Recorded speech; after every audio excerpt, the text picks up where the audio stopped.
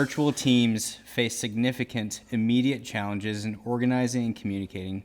Because of the ad hoc, cross-functional nature of these teams, group members who are unfamiliar with each other may have different language norms based on functional area expertise and may lack shared patterns or routines for dividing tasks, coordinating work, handling conflict, and formulating rules.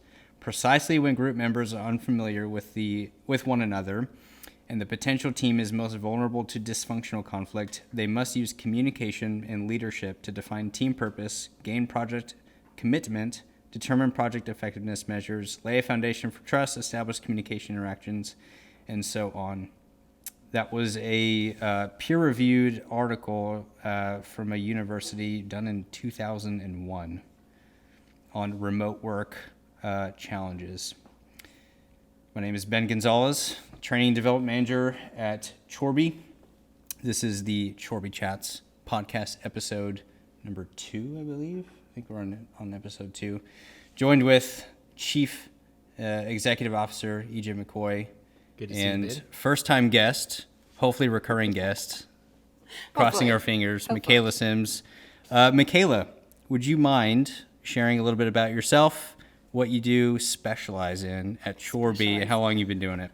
So my name is Michaela Sims, and I am the new accounts manager at Chorbie, and I've gladly been in that role for almost 2 years now. What that entails is just helping create relational equity with new people to come into our organization and learn more about what we have to offer. Yes, and you do an absolutely phenomenal job, Thank and it's you. part of why we wanted to make sure you were a part of this conversation. Today, we're going to be discussing, so kind of 2 parts. One, the challenges that we face as a remote workforce in some respects, but moreover, the things that we have implemented to shore the gaps and make this a much more productive and positive workspace, regardless of whether we have teams that are in person or whether we have teams that are remote, because we do have quite a bit of our leadership staff and our administrative staff at Chorbie that are all over the place. We have some folks in South Texas and all over the place. So, EJ, actually, before we get into that, let me sum up just real quick or get some defining points, and then we'll start to walk into this one. Within challenges that an organization is going to face with remote work, it's communication. And moreover than anything, it's the ability to effectively communicate when you have displacement of people, right? So how we shore that up is a few things that we have found that we're focusing on that have made a really big difference, moreover, over the past 2 years or so, 3 years. Those being able to define and communicate what success looks like at our organization, both in the macro sense of things and then into the micro sense of things, right? And then along with that, it's developing our culture and making sure that through many different ways, regardless of where you're at, you understand what it's the culture, what we value here at Chorbie. And then personal accountability is a really, really big one, and I hope we can spend quite a bit of time on talking about that. And then getting into developing other people through performance coaching on a very consistent basis.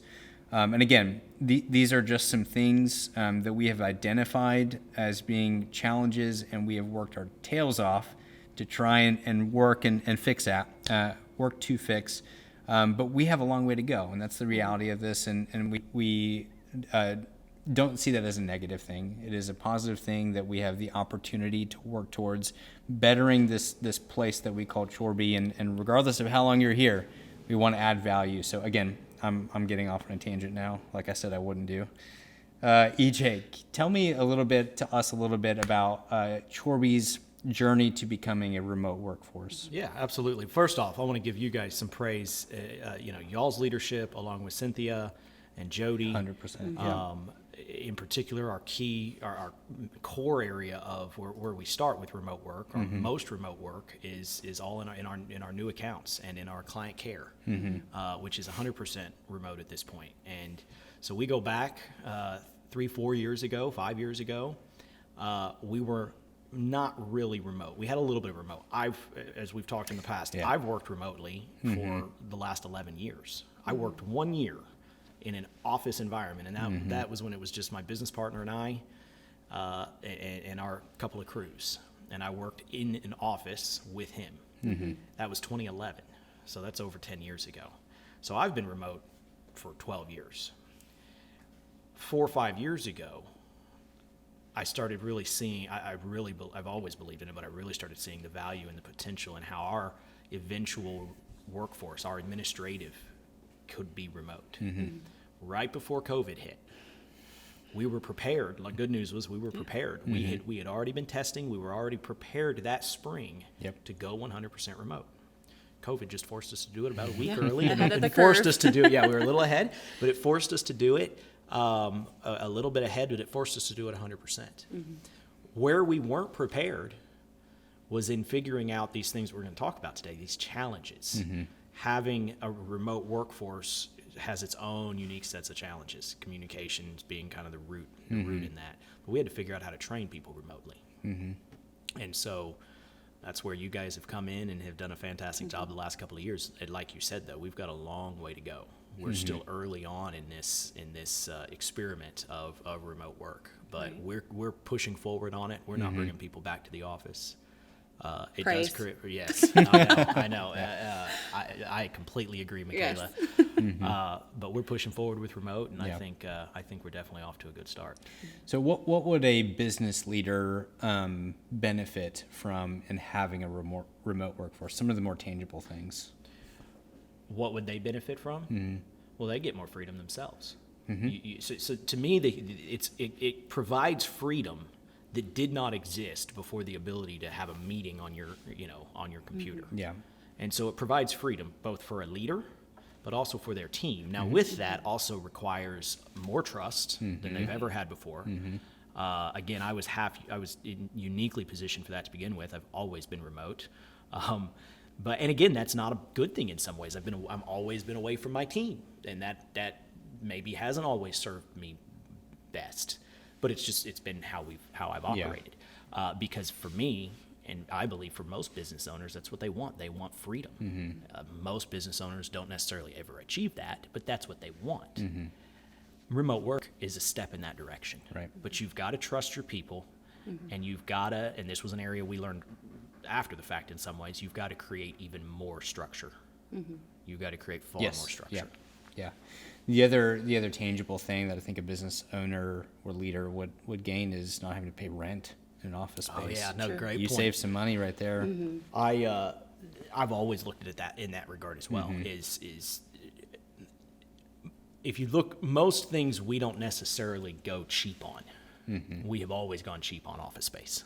Always. We've always looked for the absolute cheapest because I'm just you can work at home. You can work. Sure. I remember when I was a kid, I had my office for my little mowing business was my closet. And I didn't have a very big closet, but my dad had built a little, it was for shelving for toys, but I had turned it into a desk. Nice. And so I've just always been a believer of, being the most productive with your space. Yeah. And so yes, it saves a fortune in that regard. I think that there's still a renaissance that is yet to be had that will happen. I think COVID pushed it, but not as much as I thought. But I think it's still going to happen. I just think it's a few years down the road where you're going to start to see even more remote work, and you're going to see with that, of course, you see the increase in housing. You're going to see a bubble burst in some ways on the commercial real estate side because these companies are going to realize they don't have to pay all this money. And as technology progresses, as virtual reality progresses into the business world, you won't necessarily need it'll even be less of a reason to need that expensive office space. And so I see a day, and I could be totally wrong, but I see a day, a decade or 10, 15 years from now, where there is a renaissance going on where commercial space today is becoming and being converted into residential space. Yeah. Because it's just not needed. Don't quote me on this, but I was reading an article in preparation for this, and it was talking about over the past decade or so, in spurts of 2 years, it has like 20% every 2 years. Organizations are growing to have a remote workforce, and that's going back, like I said, quite a long time 20 ago. 20 years, 10 years? So it was over 10 years. I think it was 10 years. 12 years is the study that they did. Yeah. But it's pretty. But COVID had to have spiked that yes, tremendously. absolutely. But my point being that it is not uncommon that organizations are breaking from the perception that you have to be in an office to get things done. However, the reality is when you are in close proximity with each other, being able to communicate, see gestures, listen to tone a little bit more, eye contact. You have that in some way, shape, or form over a virtual meeting space, but it is not the same thing. It is totally different. You are correct. It is very different, and so we'll get into some of the things that we've done, particularly for the administrative team, to help bridge that gap a little bit with like some virtual team building exercises that we've done. But I want to make sure we're getting back on track here. So communication and lack of trust. There was another article I read is from the Harvard Business Review talking about a study that they did with what employees were feeling being remote was the lack of trust with each other, an increase in the perception that other people were talking bad about them behind their back, so to speak. That's rooted in office nonsense, by the way. 100%, That has nothing to yes. do with remote work. I do everywhere. not disagree in any way, shape, or form. But those were the main things. Was that break of trust with other people because you don't you're not in close proximity with each other. Well, and the role has to be you have to build an independent business, a very independent, you've got to build, each team member is far more independent when they're remote, no matter how you look at it. And so each one of their roles has to be much more entrepreneurial. Yes. And so that's important in the culture. If you don't have that in your culture, it's even harder to transition. Yeah, you have to be decentralized, and each individual has to take ownership of. But that's not enough. You have to have way more structure and metrics for them. Yes, exactly. Yeah. So okay, as we start to navigate into that a little bit, let's quick step back. What I found helpful, you mentioned we've implemented a different virtual training structure. The beginning stages of when an employee is onboarded to that remote workforce is the communication of what does success look like in our organization. So that's broken down into both a macro sense and a micro sense. So in a macro sense, Chorbie is working to enhance the level of professionalism within the skilled trades industry. Right. So we focus very highly on education and application of that education, focus highly on soft skills and leadership development. And so we want to make sure that we're creating that kind of that sense within our culture of you have ownership, and we want to provide you not only the resources but the coaching to get to that point. Exactly. And where we're changing the perception that being a lawn care technician is a lowly quote unquote job, that there is actually so much more to this in terms of horticulture and agronomy, that we want to provide you a level of education so that you can be better at what you do, provide better results for your customers. And I mean, however long you're here, we want to add value, and that is part of how we're doing that, right? In the micro sense, it's our mission to conveniently add value and comfort to your property. And I take that last property section off and I look at it as internally. It's how can we conveniently add value to you as an employee, however long you're here.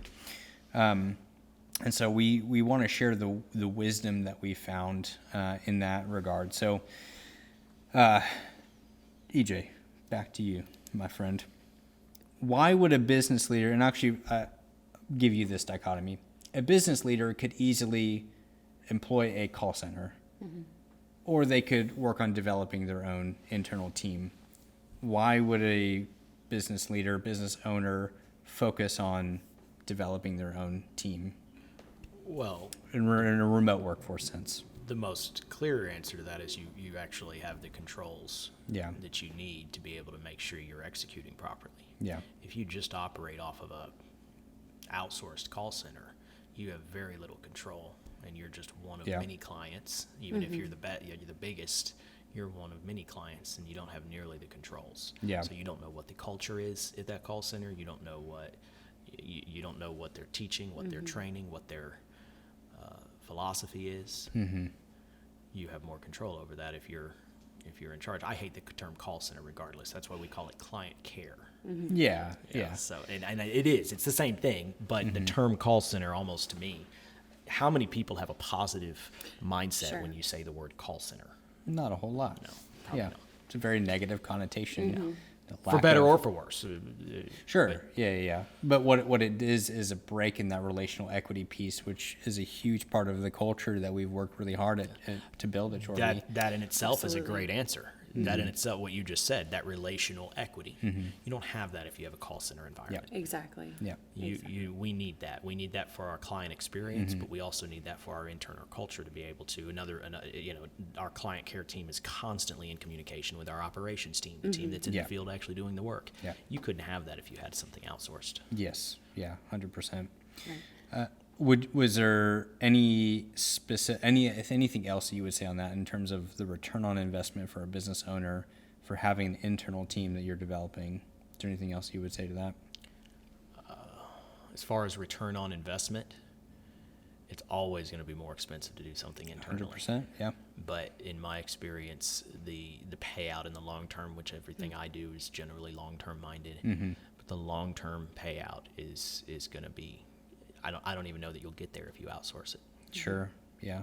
Outsourcing it is if you're fairly steady and if you're a solo operator in a lot of ways. For a lot of skilled trades, you're a solo operator. A call center is 10 times better than you trying to answer that phone while you're in the middle of your day. So that's 10 and so that works. But if you're trying to really grow an enterprise, you've got to figure out how to bring that in-house as soon as you can, as soon as you have the volume to do it. Yeah. And you just start with one and build from there. Which is what you did. Yes. But and again, we did it in where there was still an office setting, initially. Right. There is definitely challenges, and again, even if you started from nothing, I'm imagining starting a client care from just, okay, I'm a independent operator and I'm too big for a call center. I want to establish my first, and I want that to be remote. Training that remote person, that's a huge challenge to remote work. It's a whole lot harder to train, especially when you're Right. first starting and you have nothing to start with. You need to find somebody with experience probably and that you trust. Yeah. And if you want to learn more about that, I don't know which camera to look at. If you want to learn more about that, our last podcast, Chorbie Chats, we talk about that. Go check it out. Okay, great. Well, Michaela, I would love for you to start to speak into our conversation more on the culture at Chorbie. So explain to me what you think the culture, the values that we have at Chorbie. Tell us a little bit more about that. I think some of the values that we're really good at carrying through is being more relational than transactional. That's what comes to mind when I think about our team, is that we have a lot of investments, right? We talk about taking care of the client, but also our team internally. And I think if you have that mindset of being relational versus transactional, you're going to get a little bit further in life. In a lot of aspects, that's where we develop the trust. If you don't have that relationship, you're not going to have that trust. Yeah. And that kind of facets down to everything, every aspect. When you're communicating with clients, when you're tracking measures and goals and sharing those outright. So I think just being relational is more the goal and the intent in every conversation that we have, whether that's internal or external. And so those are things that we take very seriously, that we coach upon, that we share, ways that we can do that. That doesn't come natural for everybody. And that's okay. But in a remote environment, you have to make sure that that is something that you're coaching up and training with your teams. So we've taken that to heart. We've been able to do that both with our operations and our internal teams here remotely. And some of the ways that we do that, just little things, small little tweaks in verbiage or communication. Yeah. Someone calls in and the call center response would Yeah. be, "Hi, how can I help you today?"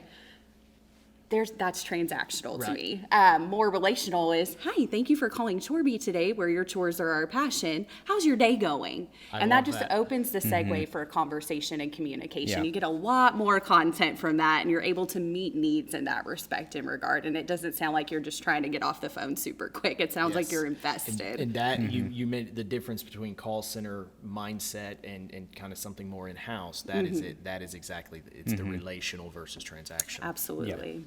Yeah, we recently had a sales boot camp Yes. with our administrative Yeah. team, it was a spring boot camp. And one of the aspects that we talked about, Michaela led us through, was the differences between relational and transactional, and why we focus so much on the relational aspect of it, and what it does in terms of building trust with your client. And Right. that is the gateway to so much more in Yes. terms of being able to follow through with our mission, right? So we'll bring it back just a little bit in terms of structure is really, really important. Performance metrics are really, really important. Redirects when someone's not doing what they should be doing is really, really important. Even more so in Right. all this is important no matter what. Yeah. But it's only magnified. Right. Really. Especially in those situations where you have to redirect someone, provide a little bit more of a stronger hand with what's going on in that situation. The way that actually follows through to a deeper level is through trust. Yes. If you don't have any trust with that person, as soon as you try to redirect them, why would they care? Right. Why are they going to care? So within an organization, especially like you're talking about, especially being in a remote dynamic, you have to focus on building trust first. Yeah. And then from there, you can start to get into the level of personal accountability and beginning to cultivate that culture. So in terms of building trust, we talked a little bit about that in terms of the onboarding experience. That's the first thing we're talking about is we want to share who we are, what are our values. And in reality, the interview process, we found someone who shares those values, right?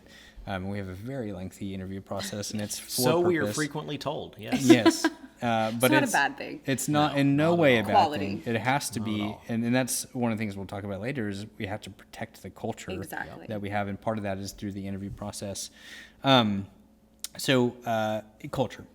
Go back to that. So culture, in order for us to drive it home, we have to have the different values that we have communicated in multiple different ways, right? So one of those is our learning management system. It's the first thing that our team members are going through. We have a lot of videos from you actually and from me talking about what we value. And then it has to also come from our leaders and junior leaders. They have to be able to articulate and communicate to the people within their areas of responsibility of what we value. And so that's where we have the semi-consistent or consistent meetings on a weekly basis, specifically with our administrative teams, going through not only going over the KPIs that we have set, but at the same time, I want our leaders to ask our team members, how are you doing today? Yep. What's going on? And that part, easily looked over. Very easily Correct. looked over. I'm most guilty for that. I don't know what you're talking about. I'll go 3 weeks without sending. I'm using Ben as the example. I'll go 3 weeks without sending Ben a chat, a Google chat, and I'll send him a chat and be like, "Hey, da da da da da da," as though I just talked to him like 5 minutes ago. Right. Just straight down to business. I think that's exactly. something that a lot of us have to coach do, ourselves yeah. on because we know what the goal and objective is. And Right. so our desire is to complete that. But Right. at the same token, I find myself with chat sometimes getting to the root of what needs to be done and then going, oh, by the way, good morning. Exactly. So don't forget Yeah. to I do lace that those pieces quite in. frequently. So. Yes. And that's just an area of us, realizing there's stuff that we can work on. And it's not like a bad thing that you do that. I know you. Right, exactly. We have trust It goes with back each to other. that trust. Yeah. Exactly. So I know that you're not just being a, Jerk. I'll reserve my words. Lack of but a better term. Yeah. I know it's because we trust each other, and if there's something you need, you can tell me what you need, and we'll handle it. Yep. So it's really important that we're working on that. So like I said, establishing that trust, words drive culture is the other thing that we talk. Cynthia actually is the one that I Yes. think is the biggest proponent of that. Language Yes. drives Language culture. drives culture. Michaela, what are some of the words? What is some of the language that we use at Chorbie to help drive that culture? I think just even with our touch-ins internally as a team, when we start meetings, hey, how's everybody's day going? Asking that and kind of leading with that. We also have agendas which show care and intentionality that everybody has access to. So as you think of things throughout the week, your voice is important. We want to hear those things. Our desire is to always grow and be able to adapt, change. There may be another solution. People do things different ways to get either better results or results just in a different manner that still achieve the goal. So I think those are a few ways that we're able to incorporate in our culture that, hey, we care about you and we want to understand what your needs are, what our needs as an organization are, and we want to be able to meet those and collaborate together, which is hard because in a sense, we've been conditioned that seeing is believing. So if you're in an office setting, Yeah. I can watch you work all day long and Right. go, wow, EJ's really good at his job. He's sitting at his computer. He's very attentive. There's a difference there. You don't have those big brother cameras, so Not to even speak, close. where you Right. can see what everybody's doing. Right. But having these types of things in communications helps you to understand and develop that trust in a sense. Yeah. Yeah. Yeah, absolutely. EJ would just be playing solitaire on his computer all day anyway. I hate that game. I would never play that It's game. Battleship, Ben. Okay, sorry. Yeah, Battleship. There you go. It's 2022. It's social media. Oh, Nobody okay, plays you're right. solitaire. You know, you just scroll What through are you social talking? media. You're not on But TikTok. again, and that's the key. Yeah. That's the key. You know, the concept of this is why I've always believed in the concept of remote work, even when it wasn't remote work. I don't view work. I've never viewed work. I don't want anybody really. I don't like. This is where you and I might have slight differences. Work and non-work are not two separate things. They can work together. I can be at my kid's soccer game, coaching a game. I'll use an example, even though this isn't for real, but I could be coaching a kid's soccer game at 4 p.m. on a Tuesday, or soccer practice, but I can quickly answer 5 chats in that same hour and get work done. And then I can come back and I can work at 8 p.m. after the kids are in bed. The point is I've always believed in independently, every person, because there's a lot of right ways to do things. There's also a lot of wrong ways to do things, but there's not one right way to do something. Yes, There's yeah. lots of right ways, to your point just a second ago. And so I've always believed that giving people the most amount of freedom possible in their job, and that's what remote allows you to do, so that they can have as much flexibility and they can build their work into their life, as opposed to this concept of having this idea of balance and this complete and utter separation. I'm just not a believer in that. That might have worked in 1980. I don't know why you think that we would have different views. Okay, when I first started, yes, I did. I You're was more very black and structured. white. You're much more black and Yes. white and structured, and maybe especially like that's what I'm getting. You always liked to have much more Right. of that hard cutoff. Right. And by the way, I do believe there are absolutely people. Just as there's a lot of right ways. There are absolutely people who want and need that. Yes. Yes. Yeah. And they probably a lot of people. And this is something I've learned in the last 2 years as we've gone full on remote work. I used to think it just was good for everybody. It's good for me, good for it's not. For a lot of people, working from home is terrible. Yeah. Because they can never they stress because they feel like that there have to isn't that always separation. They feel like they Right. have to be working. That computer's just over there taunting and haunting them. And so you've got to figure that aspect out. You've got to figure out how to go to a soccer game, go and enjoy yourself. You know, I go to lunch with my wife during the week when the kids are in school, Right. because I'm here and Right. we have that flexibility. But then at the same time, you get what I'm saying. You've Yeah, got that absolutely. flexibility and that routine. But I believe everybody should build their work into their life, and it should be, as Bezos calls it, it should be work-life harmony, not work-life balance. Yeah. And working from home helps that. Well, what helps break that perception is structuring that personal accountability. So getting into those KPIs.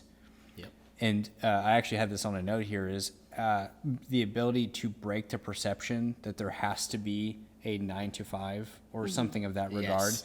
is really necessary. Otherwise, you get into a point where you are like, are they watching me through this camera? Are they monitoring I every hate single that move? but Yeah. that's the same concept. Okay, 9 to 5. If we were going to have that environment, we would need that micromanagement tool, because between 9 and 5, you're mine, baby. You better not be doing social media, but Right, because yeah. you're not mine after. But when you're looking for that balance, what do I care if you check in social media? If you're doing it 5 times a day, okay, well, that may Sure. maybe. But are you generating the results? Yes. And that's what we have to. Yeah, let's if you're move doing in. it 5 times a day, but you're killing it on all of your KPIs, who cares? Yeah. Post away. Maybe you could post for Chorbie a little bit. But that doesn't Leverage work if you don't strengths. have Yeah. trust. Right.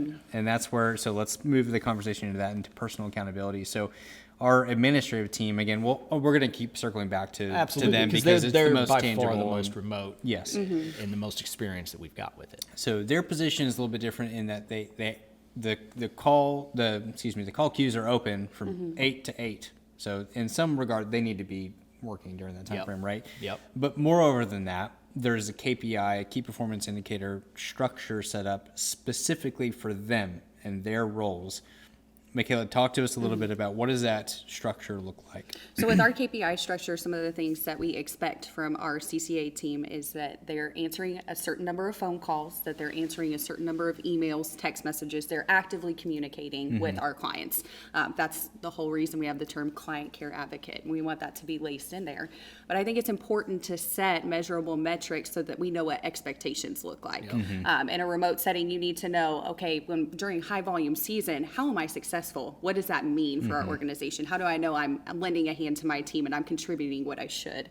So having those key performance indicators is vital for that. Absolutely. And meeting and connecting one-on-one and sharing, hey, this is what your week looked like. Let's identify, Ben does a really good job with this. Let's identify maybe strengths of time that you just are able to super zone in and focus on emails for that time period. And we can kind of up those KPI metrics a little bit because for you personally, you can't get on at 8 o'clock in the morning and send a structured email that is full detail that a client would expect. But answering a phone call, you can be bright and cheery. So let's kind of shift things around. What works for one doesn't work for all, but we understand what the common goal is so that we can achieve what we set out to do.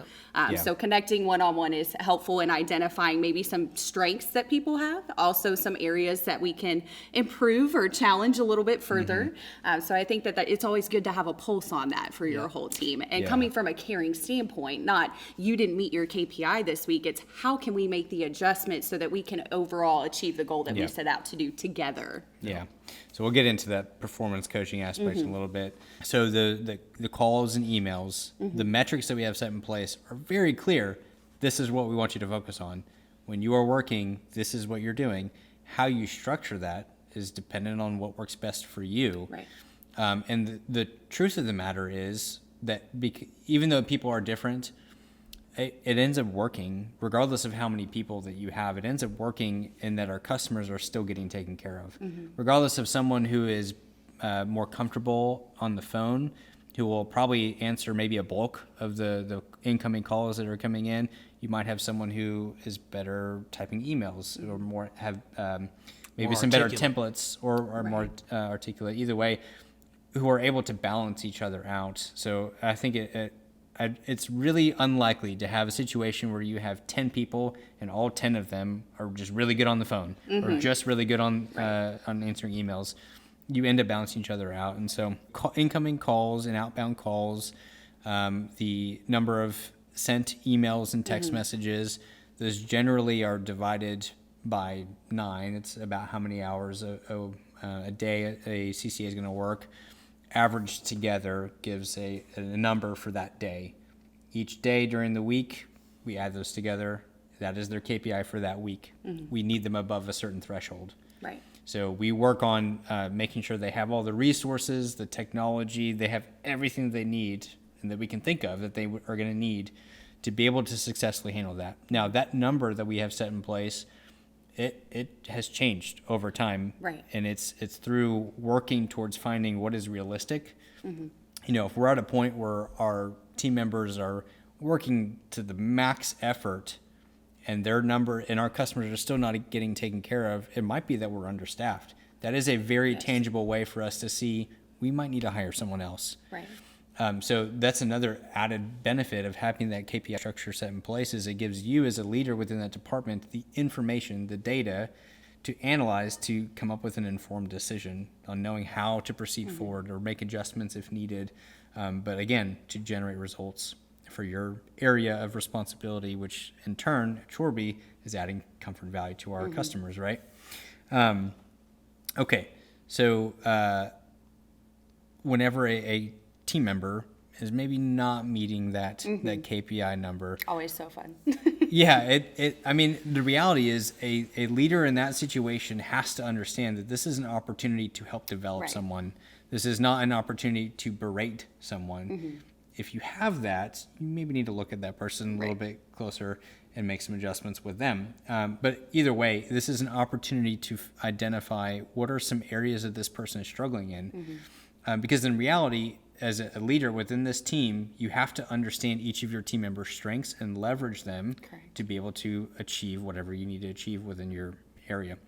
But again, if someone is struggling with that, Michaela, walk us through what does that process more tangibly look like? Yeah, so in your one-on-ones, it's just open conversation and communication. I think one thing that we do a really good job of is having those relationships so that these conversations don't come across as harsh or, Yeah. and there are times, don't get me wrong, that you probably need to carry a little bit more of that tone. But I think if you're checking on a weekly basis and you identify trends, you're able to recognize those, communicate about the whys maybe behind that so that we can figure out solutions. I love having solution-based conversations. And I think it's always helpful too. Here's a trend that we recognize. Help us understand why this is a trend that we're seeing. Help us understand what your needs are. Is there something that we're able to provide and maybe kind of partner together to fill that gap and meet that need? So I think that's the approach of the conversation to start out. Obviously, continuing to track from there and make sure that we're heading in the right direction and there's no additional challenges that we haven't addressed already. And then having additional conversations along the way in a positive respect as well. I've seen great improvements and strides in this. I know we talked about this a couple weeks ago, helping build your team up. And if there's not, on the other hand, just saying, we've tried this and this. Is there anything else that you can think of? Is there any other way that we can partner together? And then making decisions based on data. I think Cynthia's really good at sharing that as well. 100%, Decisions yeah. based on data. Yep. Oh yeah, she reminds me of that regularly. But no, you're right, and I think a key part in that is developing that goodwill with your team, Right. and starting there. And then I'm also a believer that anything can be said if it's said the right way. Yeah. Correct. Yeah. I don't always say it the right way, but it can be said Yeah. the right way. Yeah, absolutely. The other aspect of this too is I think organizations or team leaders get into a position where they have to put someone on a performance improvement plan because they're not meeting what they expect from them.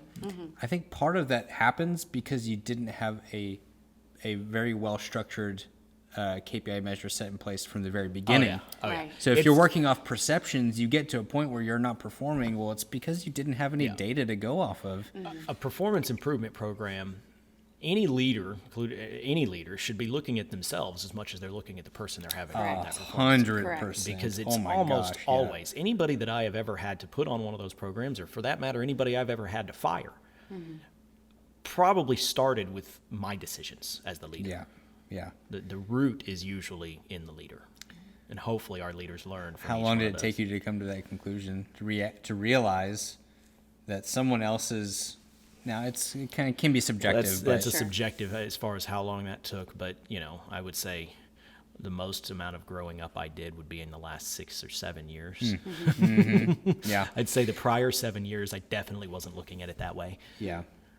Yeah, well, it's a really difficult thing to do because you have to set your ego aside. Yeah. Correct. You have to take a more analytical And approach to it. And that's not to say that it's always the leader's No, fault. that's not. Right. That's But why I was there's saying it's always- subjective right, because there's always, when I think of the people that I've had to let go or fire in the past, there was always something that I could have done ahead of time and led better that might have kept it from getting to that point. yeah. And that's why we have such an emphasis on leadership development. We were talking about this before the podcast started. One of the things that we're most tangibly working on in that regard is putting together some more structured management courses that are internal. That this is information that is condensed down to what we believe is necessary context and actual information, very practical information in this industry within this organization. In doing so, I think expedites that process of understanding what is necessary as a leader here to be successful. So the other aspect that we haven't touched on quite yet is continued training on a consistent basis. Actually, let me pause for a second. You noted it earlier. A weekly basis, our leaders are meeting with each one of these team members. It's always on a weekly basis. It's usually the same day every single week. Again, with displacement of people, having that consistency of communication of virtually face-to-face time is very, very necessary. Otherwise, you start to isolate yourself, which is you have to actively fight against that in a remote workforce. And that's an area we Absolutely. we've failed at in certain aspects. Oh, absolutely. But here are a couple things that we've done to help shore up those gaps. Number one is we have continued training. So one of the things that we do with our administrative team on a weekly basis is some kind of engaging training of some way, shape, or form. Now, it ranges on what that looks like. It's actually molded a little bit here recently, but it's generally like a Jeopardy game, and it's something that I'll create or in conjunction Is it with from other back people. even right before COVID? Yeah. We started. Okay, Yeah. yeah, I remember that. That was fun in person even. So we actually have changed it a little bit to where your answers are not one-word answers. Correct. They can't be just one-word answers, because at that point you're kind of asking leading questions, and how much are you really learning from that? It's to the point now where you might have an answer, but let's dive into what your answer is. I want to put a little pressure on you. Who wins at Jeopardy? Who's the winner? You can win.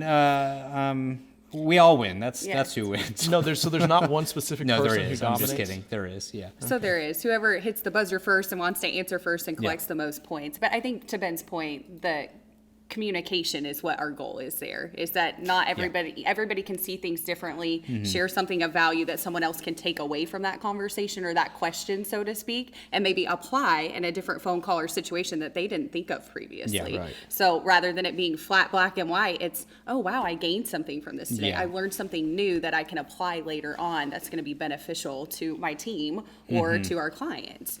Yeah, but going back to the winning. In each one of the, whether it's weekly or monthly or whatever, is there a clear winner at the end of the Yeah, game? correct. Yes. There is. There is. We Okay, track cool. That's points. We do tally. We do it Yes. very Cool. fair.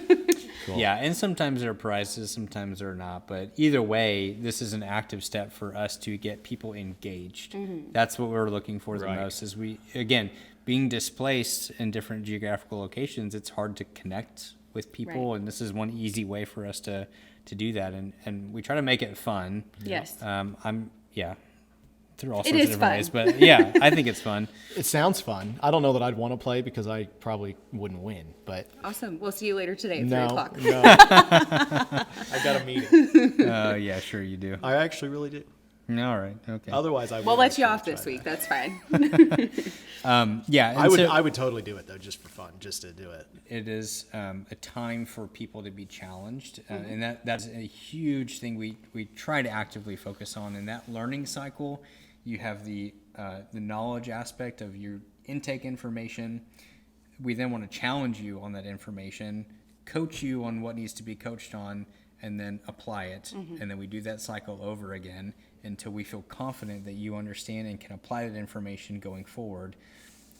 So that spring boot camp is a time for us to do that. We can also do that on a weekly basis with the continual education or continual training rather.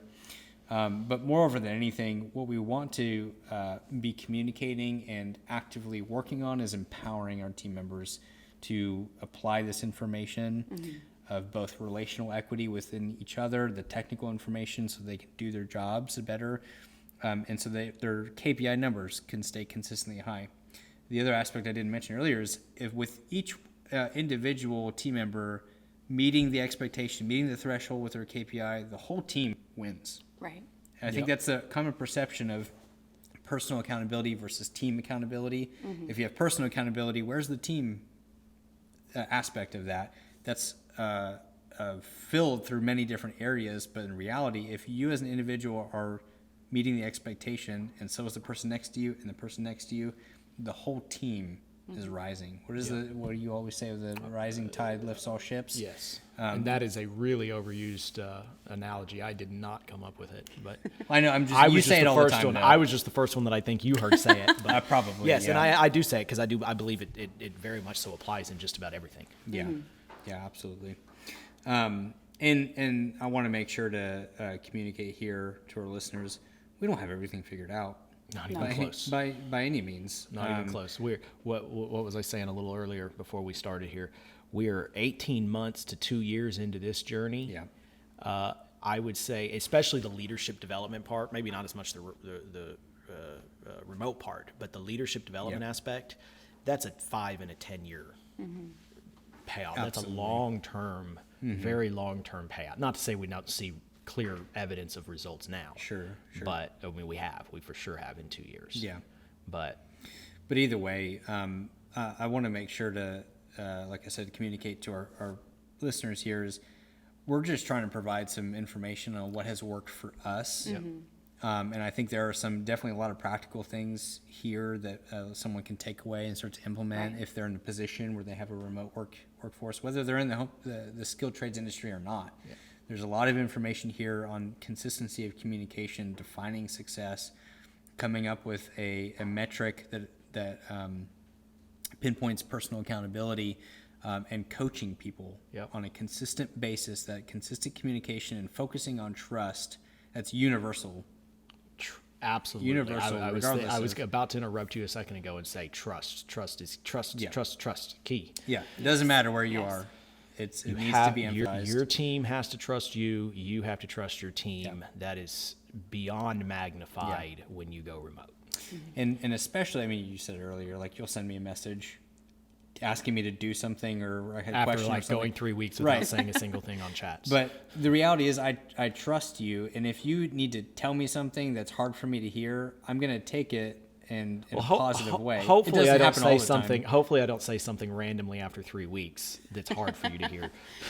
I don't think it's happened yet, but my point being that if you have that level of trust with another person, it makes when they fail easier to swallow, and when they win, more enhanced. Yeah. Another term for trust is goodwill.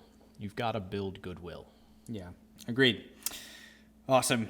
Well, for the most part, I think that we've covered quite a bit. Like I said, the Kpi structure, and there's like a million different resources out there, but the individual components that build that Kpi structure have to communicate what you value. Whether you say it should be communicated through those metrics of what it is an individual employee needs to be focused on. And I think providing that coaching regardless of whether they meet it or not, is just really necessary to continually develop other people. What's lacking in the workplace everywhere, corporate or not, that level of emphasis on leadership development is missing. Yes. And it's something that we have identified and want to make some changes with. Well, it's something that we're passionate about. Yeah. I'm passionate about. You're passionate about. We as a culture are passionate about it. Yeah. And it happens to fit into what is absolutely necessary in business in general, and is like you just said, a huge missing link. Remote makes it even more necessary. And while we're still learning and building upon this, it's something that just about everything you'll read on why people leave jobs, why people leave careers and change careers, it has to do with the people and the desire for more development. And to me, leadership development is the root to it all. It teaches you mindset. It teaches you perspective and context. And with that, you can really start to do a lot of things that are going to change your life. Yeah, absolutely. Well, I hope people can follow along our multi-year journey as we continue to focus on this, and we have more to say. And absolutely. Either way, thank you guys, both of you, for joining and talking about it. Again, Michaela, I hope you can be back on soon. Yes, thanks, Michaela. After spring, you got a lot going on right now. All right, guys. Thanks, you very much. Thanks, Michaela. Thank you.